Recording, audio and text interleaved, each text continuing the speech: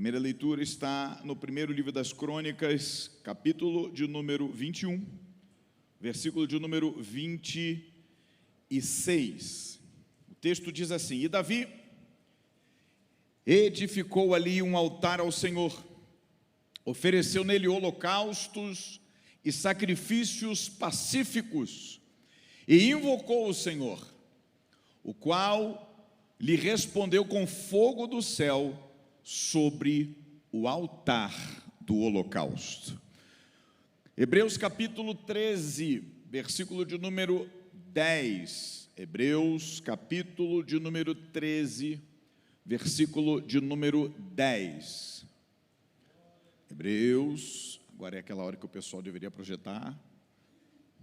Hebreus 13, versículo de número 10. Texto sagrado diz da seguinte forma: possuímos um altar, do qual não tem direito de comer os que ministram no tabernáculo. Eu quero me apegar somente na parte A deste versículo que diz: possuímos um altar, nós temos um altar. Feche teus olhos, vamos orar juntos. Pai, muito obrigado pelo privilégio de estarmos em Tua casa nesta quarta-feira, dia 21 de agosto de 2024. Louvamos ao Senhor por tudo que experimentamos no dia de hoje, e desta feita estamos em Tua casa para concluirmos este dia, esta quarta-feira em Tua casa, na Oceano da Graça, na Quarta da Graça.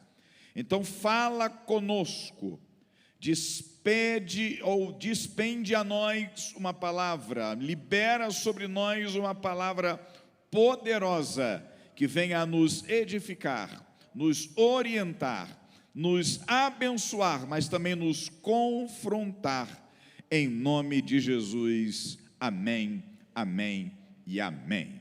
Meus queridos, mais uma vez eu tributo a Deus louvor e glória, honra e majestade pelo privilégio de poder ministrar nesta noite aos nossos pastores, nossos líderes, pastor Simvaldo Souza, pastora Rosália Sante, que são nossos pastores sêniores da igreja, e com o aval deles estamos aqui para falar algo da parte do Senhor.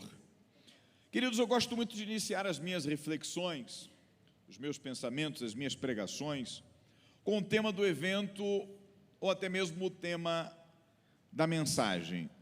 Não é o evento, a gente costuma até brincar, né? Quando às vezes a gente convida alguém, ou quando alguém me convida, irmãos, é um culto especial, não, pastor, culto normal não existe, não é? Para mim, culto normal, pastor Joaquim, não existe. Culto é culto, não é? Culto é sempre culto, culto é onde Deus se manifesta. Eu lembro de um irmão que uma vez, eu já contei isso aqui, vou contar de novo. O irmão foi abordado na segunda-feira por um vizinho seu, não crente, que o viu com a Bíblia na mão, indo para a igreja, e o abordou, dizendo: boa noite, você está indo para onde? O irmão disse: mas eu agora tenho que dar satisfação, mas tudo bem, não é? Com toda a simpatia, pastor Ismar. Ele virou para o seu vizinho e disse: estou indo para a igreja, estou indo cultuar o Senhor, estou indo para adorar o Deus da minha vida. O vizinho disse: mas o dia de culto não era ontem? Sim, ontem era dia de culto. E o vizinho disse: mas hoje é segunda-feira, dia de descansar. Disse: pois é. O irmão disse: o meu descanso é estar na presença do Senhor, é entregar a Ele tudo aquilo, todos os meus enfados, meus cansaços, lançando sobre Ele a minha ansiedade, porque Ele tem cuidado de mim. E o irmão foi abordado por aquele vizinho, foi indagado, arguído por aquele vizinho, perguntou: o que vocês fazem no culto na segunda-feira? O culto de segunda-feira é maravilhoso. A gente chega lá, ora, canta, o pastor prega, a gente ora de novo e volta para casa. E o vizinho perguntou para ele: amanhã você fica em casa? Amanhã eu tenho culto de novo. E como é que é o culto amanhã? O culto amanhã é maravilhoso. O que vocês fazem no culto de terça-feira? Eu chego lá, oro, canto, o pastor prega, a gente ora de novo e volta para casa. Na quarta-feira, a quarta-feira é sobrenatural. O que acontece na quarta-feira? A gente chega lá, ora, canta, pastor prega, a gente ora de novo e volta para casa. Na quinta-feira, a quinta-feira é céu na terra. O que acontece na quinta-feira? A gente chega lá, ora, canta, o pastor prega, a gente ora de novo, o vizinho diz: mas todo dia é igual? Todo dia é igual, mas todo dia Jesus faz algo diferente. Acredite, estamos fazendo tudo igual, mas eu creio e profetizo e libero uma palavra sobre a sua vida, que Jesus vai fazer algo diferente na tua vida, no nome poderoso dele. Então eu me apego ao tema dessa mensagem: nossos planos produzidos no altar. Você pode repetir após mim? Nossos planos produzidos no altar.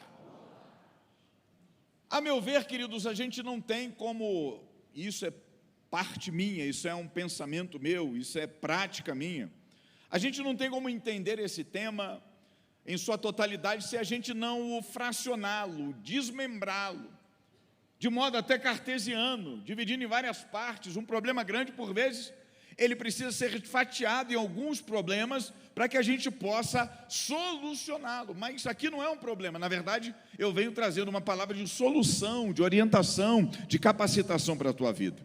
Então nós vamos desmembrar esse tema, essa mensagem, esse título, nossos planos produzidos no altar, em duas partes que vão nos esclarecer o nosso pensamento. Primeiro, permitam-me fazer uma engenharia reversa. Eu já falei isso aqui algumas vezes. Quem é que nunca teve a experiência de desmontar um carrinho, uma bicicleta, para saber como é que funciona? Quem é que nunca, na minha época tinha muito isso, né? Não é na época do pastor Simval, que ele é bem mais novo do que eu, mas muito mais novo do que eu, não é? Alguns meses, mas muito mais novo do que eu. Mas a gente desmontava os brinquedos, os robôs, os carrinhos eletrônicos, não é? E aí depois para montar sobrava peça, sobrava engrenagem, sobrava parafuso, não é? Mas o troço funcionava, pastor Joaquim, não é? E aí a gente precisa fazer algumas engenharias reversas. Como é que eu vou produzir algo no altar se eu não sei o que é um altar? A palavra altar, ela ocorre em torno de 400 vezes no Antigo Testamento. Dada a sua relevância, a sua importância, o altar era basicamente uma estrutura, um lugar elevado, em que se ofereciam sacrifícios, ou que se queimava incenso, para adoração ao Deus verdadeiro ou a outra deidade. Nós vemos na Bíblia as pessoas, inclusive, adorando Baal, Moloque, e outros, né, Astarote, tantos outros deuses, que aos olhos deles eram verdadeiras deidades, divindades. O primeiro registro de um altar erguido por um homem está em Gênesis capítulo 8, versículo 20, quando Noé erigiu um altar, após sair da arca, depois do dilúvio, para agradecer a Deus pela salvação da sua família. Então aqui já tem a primeira lição, queridos. Altar não é só para pedir, pastor Luiz Freitas, altar também é para agradecer. Pastor, a gratidão é somente posterior ao evento ocorrido? Não, tem crente aqui que tem fé. Eu estou pregando para alguém que tem fé aqui em nome de Jesus. A gente não se deixa guiar por vista, mas se é guiado por fé. Então nós agradecemos antes mesmo das coisas acontecerem, porque nós cremos num Deus poderoso que vai agir na nossa vida, no nome de Jesus.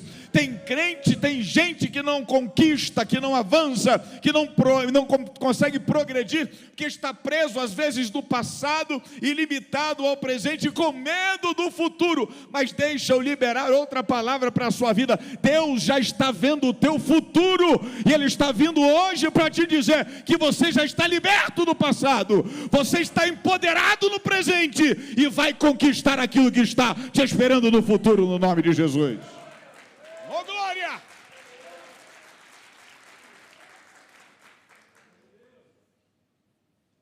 Altar também é para gratidão. O altar geralmente era erigido em lugares visíveis, sendo a primeira coisa a ser vista quando se entrava no tabernáculo ou no templo. Altar, na linguagem bíblica, no hebraico, no original, é misber. E a gente tem que caprichar no R, misber. Pastor Lúcio falou sobre Yahvé aqui no domingo, e esbanjou no hebraico. Estou tentando arranhar um pouquinho. Altar significa no hebraico, ou se pronuncia no hebraico, misber. E misber vem de uma palavra que significa matar. Lugar onde eram queimados, mortos, sacrificados. Vou ser redundante, pleonástico, eram sacrificados os sacrifícios ao Senhor. Eis aí um problema de muita gente. Muitas vezes nós queremos as coisas de graça, irmãos. Nós queremos as coisas sem pagar um preço. Tem gente que quer fazer concurso, mas não estuda. Tem gente aqui que precisando ouvir. Tem gente na internet precisando ouvir. Não quer perder noite de sono, não quer ler, não quer se comprometer, se esforçar. E a gente precisa entender que não tem nada de... No dia do concurso não vai aparecer um anjo para cochichar no teu ouvido. Letra B. Não vai vir um anjo com a espada inflamada. Eis meu servo. Não coloca aí, não é a letra E. Nada vem de graça. O pessoal usa uma linguagem hoje, né? Que fala assim, não tem almoço de graça. Não tem mesmo não, irmão. Não tem almoço, não tem lanche, não tem café, não tem jantar. A gente precisa se esforçar. Você gosta de uma roupa, quando você gosta de um sapato, quando você gosta de algo. Hoje a gente vê muitas compras, a gente faz muitas compras pela internet. E essa é uma dificuldade hoje, porque quando chega não é da mesma cor. Já comprei camisa pela internet, irmão, me arrependi. Camisa social, de marca. Quando chegou não era do tom que eu imaginava e o tecido não era daquele que eu gostaria de usar. Por quê? Porque o brasileiro tem muito disso, né? E isso causa uma dificuldade muito grande quando os brasileiros viajam para o exterior, porque o brasileiro, ele é muito ele é muito tátil, né? Ele coloca a mão em tudo, deixa eu ver como é que é isso aqui, tal, e abre caixa. E não é para abrir caixa, não é para poder mexer, não é para botar para funcionar. As lojas, elas já sabem tanto disso que já preparam alguns brinquedos, alguns instrumentos, alguns produtos já com o buraquinho do botão lá, você aperte aqui para experimentar. Você aperta, faz barulho, acende luz, aquela coisa toda, para a gente poder experimentar. Mas quando você gosta de um produto, olhou, viu a marca, experimentou, tem o tamanho tal? Tem. Mas qual é a próxima pergunta que você faz? Quanto custa? Quanto custa? Esses dias teve uns jovens que foram jantar num restaurante em São Paulo, acho que foi em São Paulo, e começaram a pedir bebida, e bebida, e comida, e bebida, e comida, e não perguntaram. Eles viram a carta de vinho lá e pediram lá, e eles imaginaram que era um valor, e o valor era o triplo daquilo que eles imaginavam. E a conta veio para mais de R$2.000, e eles estavam lá tentando ratear, fazer uma vaquinha entre si, para tentar pagar a conta. Por quê? Porque não perguntaram antes quanto era. A gente precisa ter esforço, irmãos. A gente precisa pagar o preço para conquistar aquilo que deseja, os nossos projetos, os nossos planos. Escute isso. Nós queremos chegar no topo do monte, mas não queremos passar pelo vale. Queremos o pódio, a medalha, o prêmio, mas não queremos encarar as raias da pista de corrida, a disputa. Queremos alcançar os resultados, mas não queremos os processos que nos levarão até lá. Nós queremos as vitórias, mas não queremos as batalhas. Queremos as conquistas, mas não queremos pagar o preço. Nós queremos a colheita, a produção, mas nós não queremos arar a terra, plantar a semente e regar a terra. Nós queremos a coroa, mas não queremos enfrentar a cruz. Queremos as respostas, mas não queremos dobrar os joelhos e orar. Nós queremos receber algo do altar ou pelo altar, mas não queremos produzir nada gerando alguma coisa no altar. C.S. Lewis diz que as dificuldades preparam pessoas comuns para destinos extraordinários. Então pague o preço, porque a conquista vem. Produza no altar, porque a colheita vem. Gere no altar e a bênção vai ser alcançada por você no nome de Jesus. Tem gente que não quer pagar o preço. Pastor, mas é muito difícil. A gente costuma sempre ouvir lá no trabalho, no quartel, na caserna. Ninguém disse que ia ser fácil. E eu sempre complemento dizendo assim, ok, mas também ninguém disse que ia ser tão difícil, gente. Deixa eu repetir algo que eu já disse algumas vezes aqui. As uvas, pastor Carlos, para elas produzirem o vinho, o suco de uva, elas precisam ser pisadas, espremidas. Para as azeitonas, as olivas gerarem o azeite, elas precisam ser prensadas.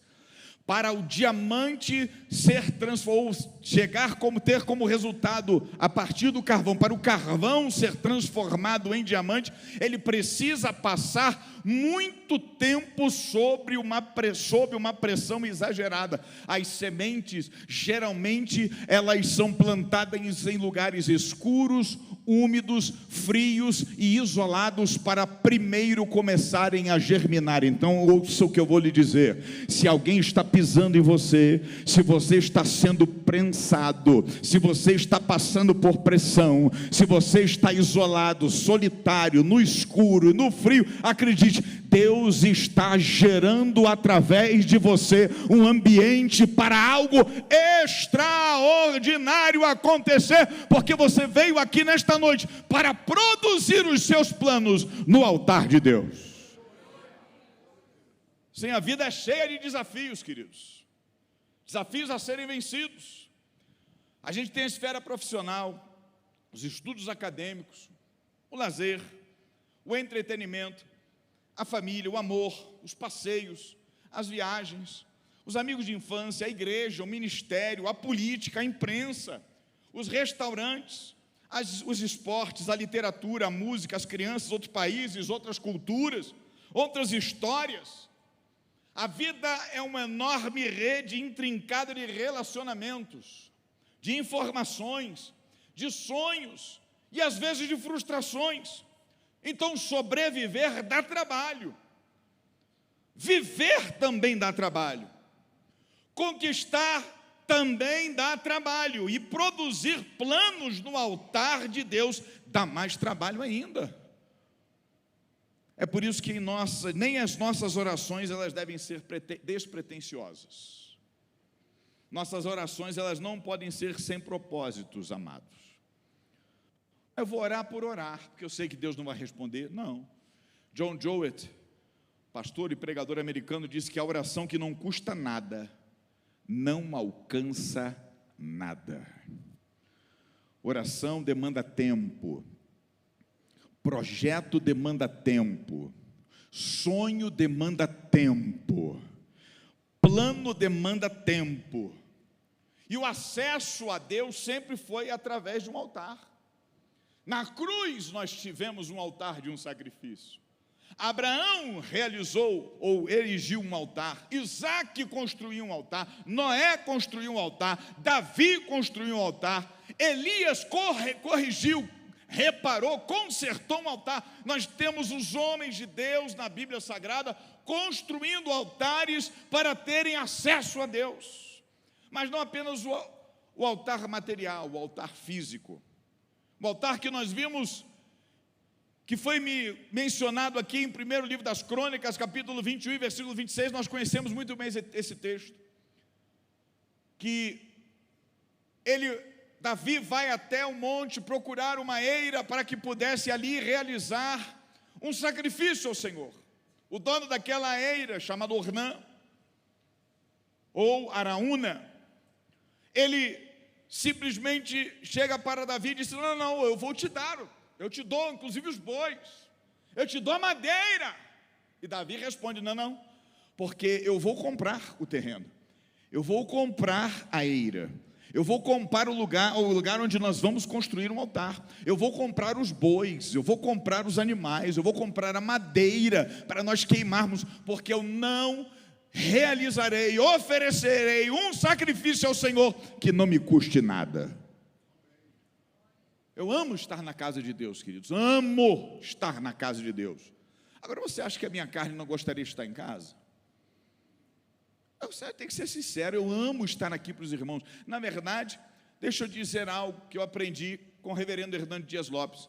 Eu não tenho que amar somente a palavra que eu devo pregar para os meus ouvintes, eu devo amar os meus ouvintes a partir da palavra também que eu estou pregando. Então, eu estou aqui porque eu amo a Deus, eu amo a sua palavra, mas eu amo os irmãos, nós amamos os irmãos, e aí a gente se sacrifica, irmãos, a gente se entrega, a gente realmente se coloca nas mãos de Deus, mas não é apenas um altar material, um altar físico, mas um altar do coração. Por isso que o autor aos Hebreus disse: nós temos Um altar. Nós possuímos um altar. Nós, por onde formos, por isso que Jesus, ele é maravilhoso, quando ele conversando com aquela mulher samaritana, aquela mulher disse, olha, nós conhecemos as profecias, diz que é neste monte aqui que Deus vai ser adorado, mas vocês judeus dizem que é em Jerusalém.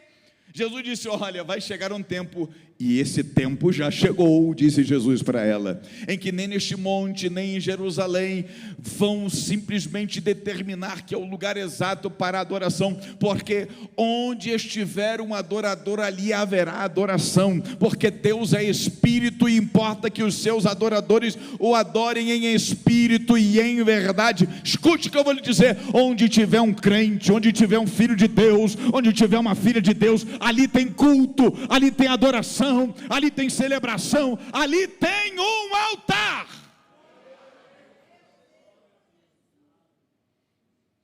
E o altar do coração fala da motivação do coração, da intenção do coração.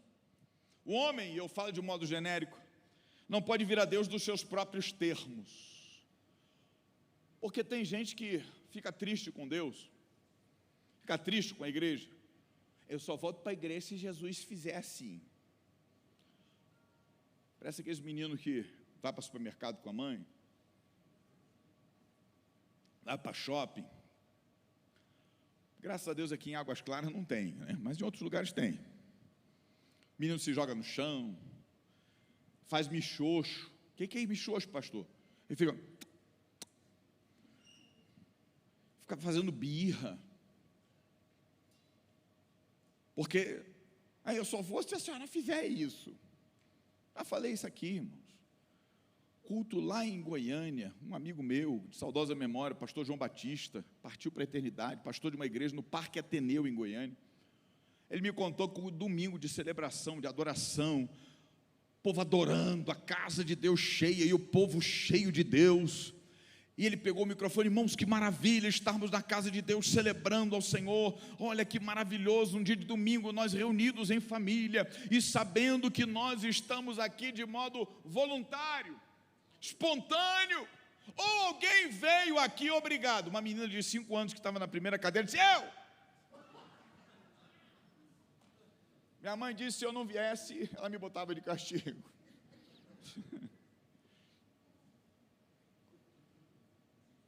Mas ela estava pagando o preço, irmãos. Eu te garanto que essa menina hoje de 5 anos está na casa do Senhor, adorando ao Senhor, e agradecendo a sua mãe, porque quem faz o que quer é criança. Na verdade ela pensa que está fazendo o que quer, mas adulto, crescido, amadurecido, faz o que tem que ser feito. E nesta noite eu garanto que você veio aqui porque você quis, porque você tem o desejo de fazer o que tem que fazer, para que os seus planos sejam produzidos no altar de Deus. Então não é nos nossos próprios termos, não é nós exigirmos de Deus fazer alguma coisa só se, não, irmãos, a gente faz depois que Deus já fez.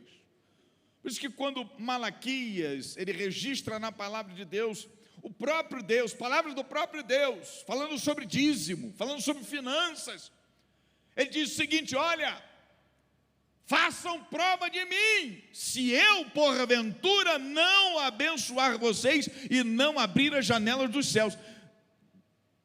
Malaquias está dizendo, usado por Deus, Deus está dizendo o seguinte, vocês não vão me dar fazer prova primeiro, para depois eu fazer. Eu faço, se eu não fizer, vocês me cobram, mas eu garanto que você não tem o que cobrar de Deus, porque Deus já fez, Deus está fazendo, e Deus vai fazer na tua vida, no nome de Jesus. Deve ser sempre de acordo com a exigência dele, nos termos do Senhor. O altar é um lugar de compromisso, irmãos.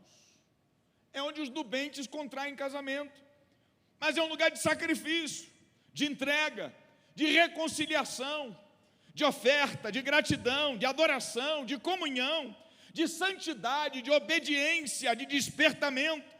É um lugar de perdão, é um lugar de aliança.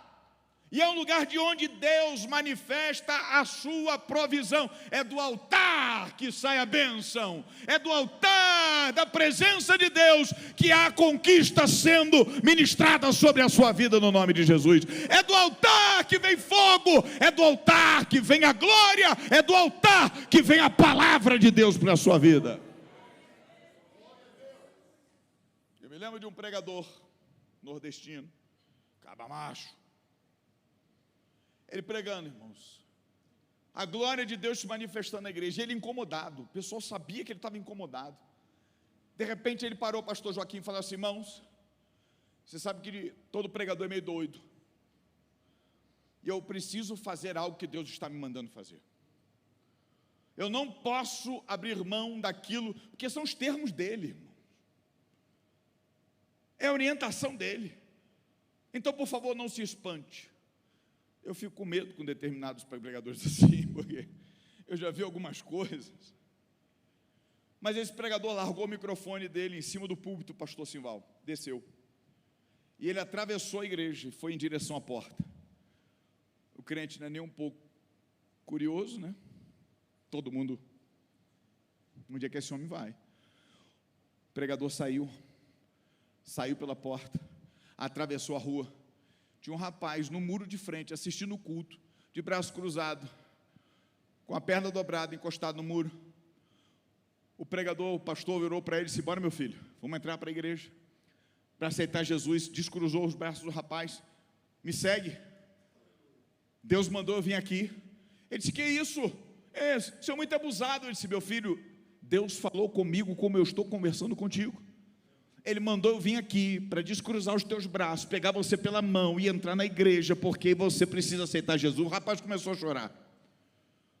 E o pregador disse: que foi, eu te ofendi? Disse: não, moço, eu estava aqui no meu coração falando com Deus. Eu só entro na igreja o dia que o pastor parar de pregar, colocar o microfone no púlpito, descer, passar pela igreja, atravessar a rua e vir me buscar. Pode me esperar, estou entrando com o Senhor agora para receber a Jesus como meu Salvador.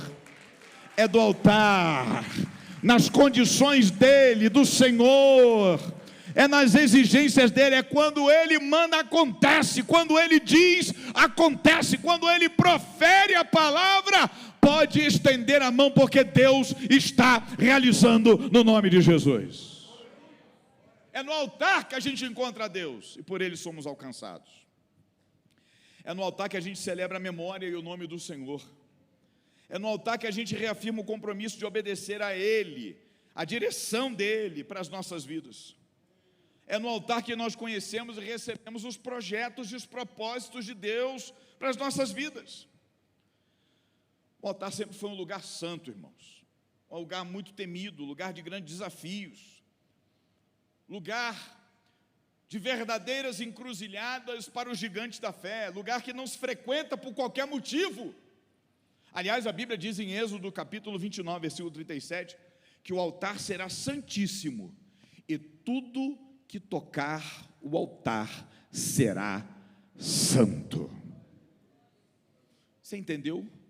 O altar será santíssimo, e tudo que tocar no altar será santo. Os teus sonhos ao tocarem no altar serão santos. Os teus projetos ao tocarem no altar serão santos. A tua família ao tocar no altar será santa. A teu corpo, tua mão quando tocar no altar, o teu corpo será santo, será curado, será restaurado, será restabelecido, será fortalecido no nome de Jesus. Mas pastor, como é que eu vou saber se tudo que eu estou produzindo no altar é santo ou não? Como é que eu vou ter essa convicção de que o que eu estou produzindo, plantando, gerando, motivando no altar é santo ou não? Queridos, um plano, ele é um projeto, um sonho, ele é santo quando ele honra, quando ele exalta, quando ele glorifica a Deus. Por isso que o apóstolo Paulo, escrevendo a primeira carta aos Coríntios, capítulo 10, versículo 31, ele diz: portanto, meus amados irmãos, e ele fala de coisas basilares, artesanais, de coisas simples. Portanto, amados irmãos, quer comais, quer bebais, e Paulo é extraordinário porque ele é abrangente, ou façais qualquer outra coisa, fazei tudo para a glória de Deus. Pastor, eu tenho um projeto para a minha vida, que seja para a glória de Deus. Pastor, eu tenho um projeto de casar, que seja para a glória de Deus. Pastor, eu quero passar num concurso, que seja para a glória de Deus. Pastor, eu quero ser missionária, que seja para a glória de Deus. Pastor, eu quero adorar, eu quero ser ministro de louvor, que seja para a glória de Deus. Pastor, eu quero pastorear, eu quero pregar, eu quero ser pastor, eu quero ser pastora, que seja para a glória de Deus. Que os teus sonhos, os teus projetos sejam para redundar em glória, louvor e honra ao Deus a quem nós servimos e adoramos. Vocês pensam que eu esqueci da segunda parte, né? Falei do altar. Mas deixe-me falar sobre produzir. Plano todo mundo sabe o que é. Plano é projeto, é sonho. Plano é desejo. É quando você sonha de olhos abertos. E produzir, pastor? Produzir significa dar existência a algo. Significa gerar, criar, motivar, originar, causar. Então, o seu plano não pode estar somente aqui. O seu plano não pode estar somente no seu coração. O seu plano é maravilhoso, a gente faz aqui os nossos planos, os nossos sonhos, os projetos para o ano seguinte, coloca num papel, mas tem que sair do papel, gente. Pastor, eu tenho convicção de que eu vou ser missionário. Glória a Deus por isso. Já comprou a mala? Não. Já tirou o passaporte? Não. Já aprendeu outro idioma? Não. Então, filho, o seu sonho é apenas um sonho.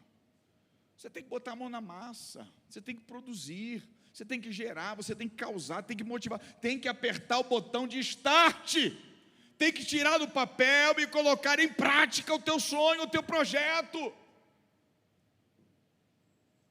Queridos, meu pai, sapateiro, eu não canso de contar isso, é experiência minha. Meu pai só estudou até a 4ª série, começou a trabalhar como auxiliar de sapateiro a partir de 11 anos de idade. Trabalhou até 60 e poucos anos como carpinteiro, sem estudar muito, sem estudar só o primário, o fundamental do fundamental. Mas ele virou para mim e para o meu irmão e disse: o que eu não consegui alcançar, vocês dois vão alcançar. O teto que eu construí vai ser o lugar onde vocês vão colocar os pés para alçar voos. Eu estou falando as minhas palavras.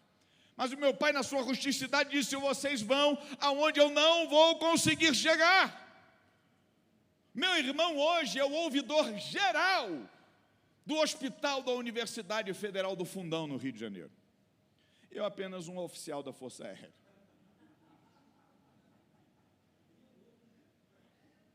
Mas eu fui criado nos fundos de uma sapataria, irmãos.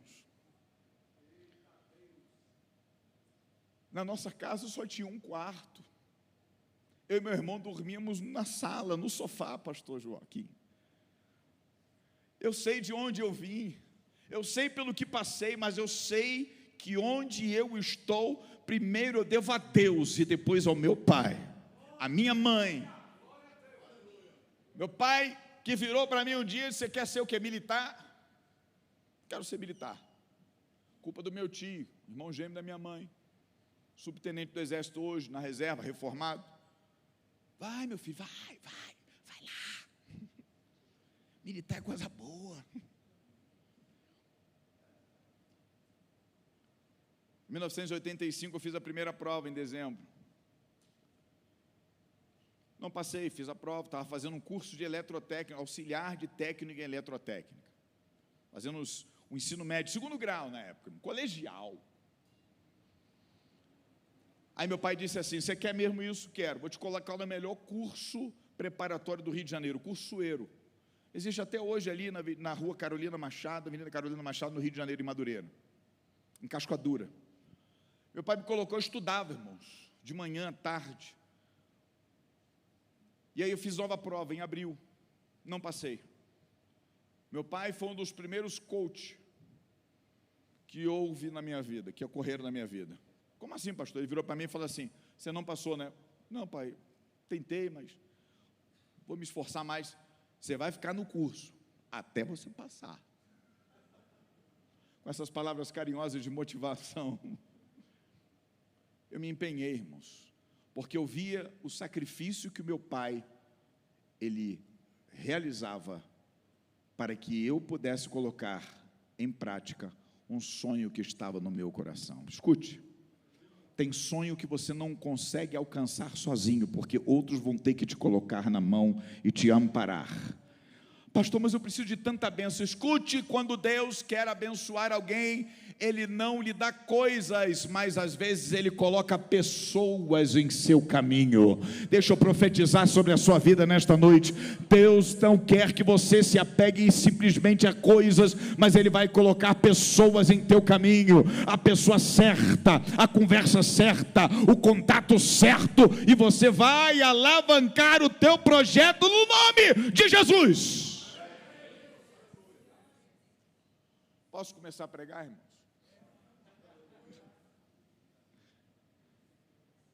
Quero extrair 3 lições para nós nessa noite. Primeiro, produzir planos no altar tem um sinônimo ou o sentido de entrega. Produzir planos no altar tem um sentido de entrega. Altar é lugar de rendição.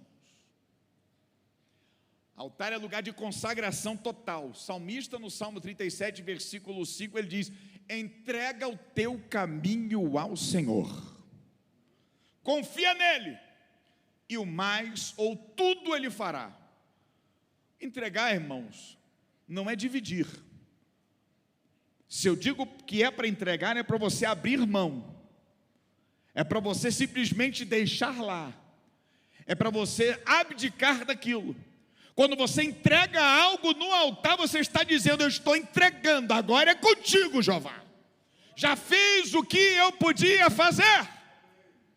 Como aquela irmã que estava há 30 anos falando de Jesus para o seu marido, e nada do marido aceitar Jesus.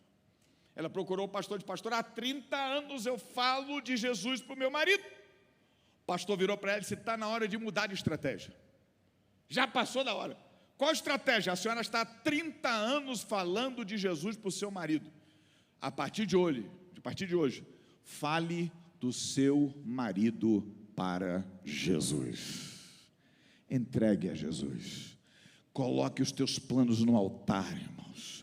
Porque às vezes a gente está fazendo, está se esforçando, está ganhando, está empreendendo, está investindo, e aí não rompe. Pastor, não rompe, o negócio não rompe. Está na hora de botar no altar de Deus. Senhor, está aqui. Tentei, me esforcei, perdi horas de sono, eu não sei mais o que fazer. Aí Deus gosta dessas coisas.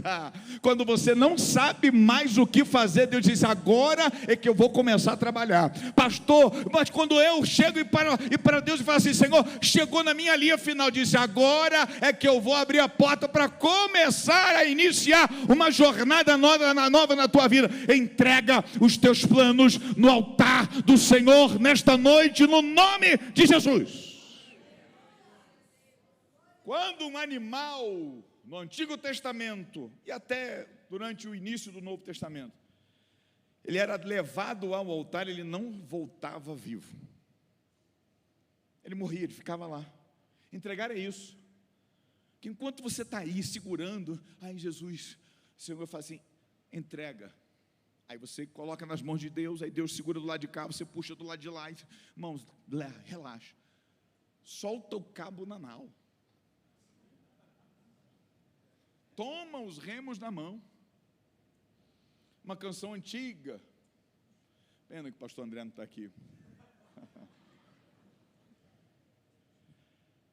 É meu, somente meu, todo o trabalho. E o teu trabalho é descansar em mim. É meu, Deus está dizendo isso para você. É meu, somente meu, todo o trabalho. e o teu trabalho é descansar em mim. Você precisa entregar o seu plano no altar de Deus e descansar. Aí deixa-me lembrar o que o pastor Cláudio Duarte disse: descansar no Senhor não é dormir no culto não, viu, irmãos? É descansar, é não se estressar, é não ficar ansioso com isso. Deixa Deus trabalhar. Quando os nossos planos são produzidos no altar, isso representa uma dedicação total, eterna, incondicional ao nosso Deus que pode todas as coisas. Segunda lição: produzir planos no altar tem um sentido de sinceridade. Sinceridade, irmãos. Eu gosto da etimologia das palavras porque é uma lição para nós. E são várias as versões, pastor Simval, sobre a questão de sinceridade. Uma pessoa sincera é uma pessoa sincera. As pessoas da nobreza, elas queriam ir aos festivais, esta é uma das versões, mas para manter a sua pose, a sua postura, elas usavam máscaras de cera. E as outras pessoas iam sem máscara, porque elas iam sem cera, sinceras. Outra versão fala dos vasos, dos jarros que eram vendidos e eram maquiados com cera. Mas ao primeiro contato com o calor, aquela cera derretia e logo se via o defeito do jarro, do vaso. Eu e você precisamos entender, queridos, que Deus quer de nós sinceridade quando nós colocamos os nossos planos no altar dele. Altar é lugar de sinceridade, altar é lugar de verdade.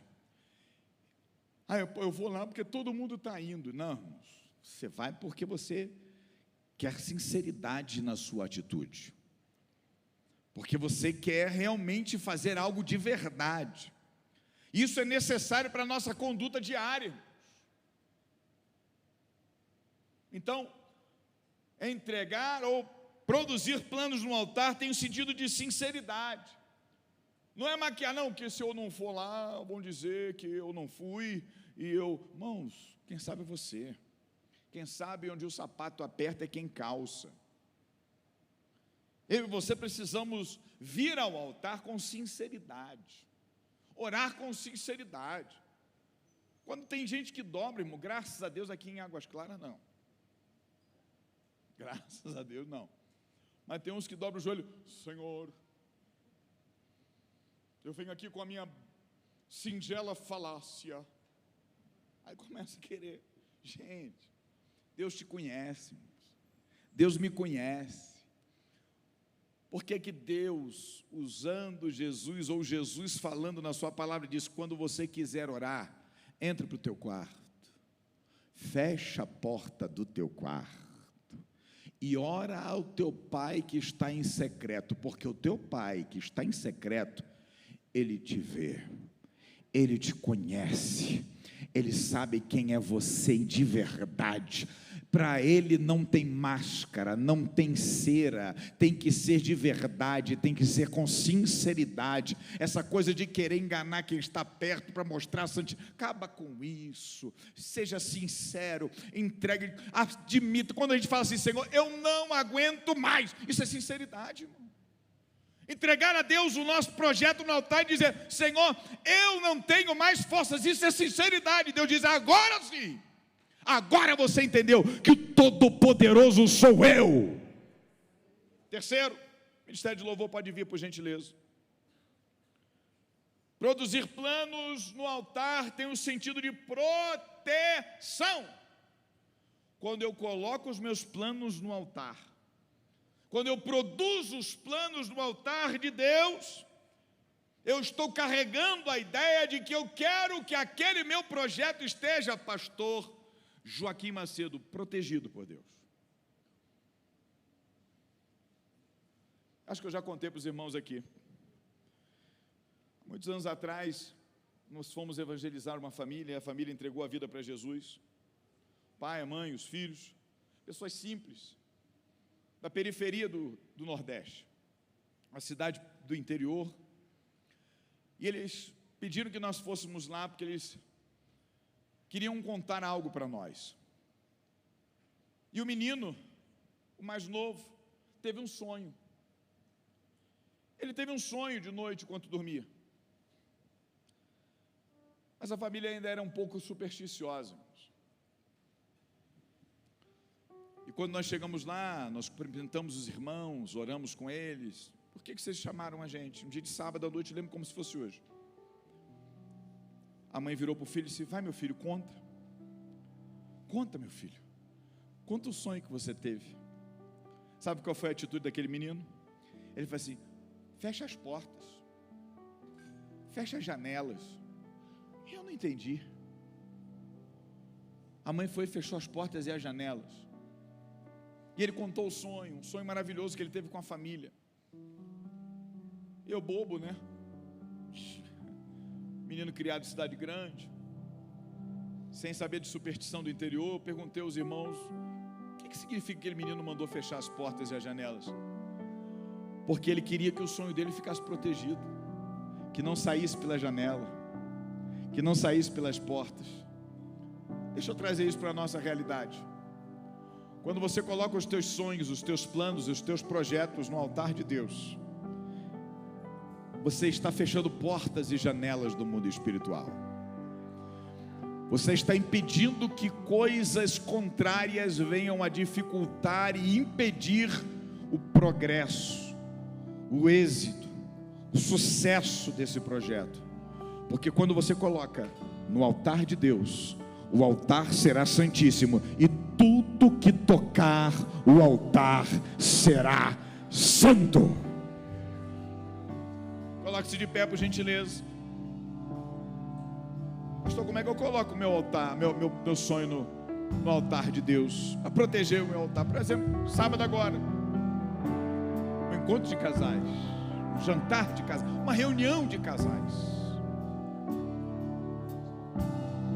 Como é que é o tema? Casais. Deixa eu procurar aqui, pastor. Me ajuda aí.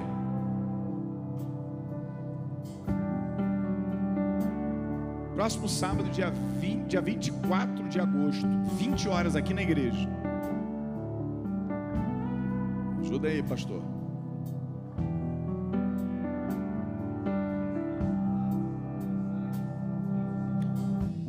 Casamentos saudáveis, casais bem-sucedidos. Pastor, precisa de saúde no casamento? Claro que precisa. Você vai entrar no grupo de casais. Se você ainda não estiver, corre aqui, pede para o pastor Joaquim inserir você e seu cônjuge, colocar o seu nome lá, dizer o que você vai trazer. Pastor, é jantar americano? Não, americano é jantar de goiano e mineiro. Que é coisa forte. Jantar americano, nem jantar americano, não, é negócio. Fui lá, preguei em Formosa no final do ano passado. Aí fomos para o jantar, tinha uma banda lá do Rio de Janeiro. Quando eles olharam para mim, 11 horas da noite, irmão Jacques, 11 horas da noite em Formosa. Leitão pururuca, feijão tropeiro, feijão de caldo, arroz, piqui, galinha caipira. Os irmãos viraram para mim: pastor do céu, o que é isso aqui, irmão? Fartura. Fecha os teus olhos, segura na mão de Deus e vai. Coisa de Goiânia, irmão. Morei 9 anos em Goiás. É coquetel aí, olha. É um coquetel, irmãos, olha aqui. A coisa é tão chique, é coquetel volante. Vai ter volante, pastor? Você vai descobrir aqui quando chegar aqui, irmão. Vai ter um volante. Você pega o volante do seu carro, traz para cá o carro. Mas não deixe de vir, irmãos. Casamentos saudáveis, casais bem-sucedidos. Isso é colocar o seu casamento no altar de Deus. Isso é proteger o seu casamento. Isso é proteger a sua família, a sua casa. Não há lugar mais seguro no universo que o altar na presença de Deus. Escute, Martin Luther King Jr., grande pastor, um grande pregador, ativista. Ele disse: eu tive muitas coisas que eu guardei em minhas mãos, mas eu as perdi. Mas tudo que eu guardei nas mãos de Deus, eu ainda as possuo. Está na hora de você colocar o seu casamento, a sua família, a sua vida, os seus filhos, seus projetos no altar de Deus, na mão de Deus. Posso concluir? O que é produzido, planejado, gerado, motivado, causado no altar, não consegue se desenvolver longe do altar, tem que estar perto do altar. Os planos produzidos no altar, eles serão concretizados com a proximidade do altar. Os sonhos produzidos no altar serão alcançados com a proximidade do altar. Querido, se foi gerado aqui, produzido aqui, acredite, vai ser alcançado no altar e pelo altar, no nome de Jesus. As curas e os milagres produzidos no altar acontecerão com a proximidade do altar. As conversões, a salvação produzida no altar ocorrerá com a proximidade do altar. As famílias, os casamentos produzidos no altar serão construídos e reconstruídos com a proximidade do altar. Casamentos saudáveis, casais bem-sucedidos no altar de Deus. Tudo que for produzido no altar será respondido no altar. Tudo que for produzido no altar será acolhido, será colhido a partir do altar. Você tem hoje a opção, a oportunidade de colocar os teus planos, produzindo-os no altar de Deus. Vamos adorar?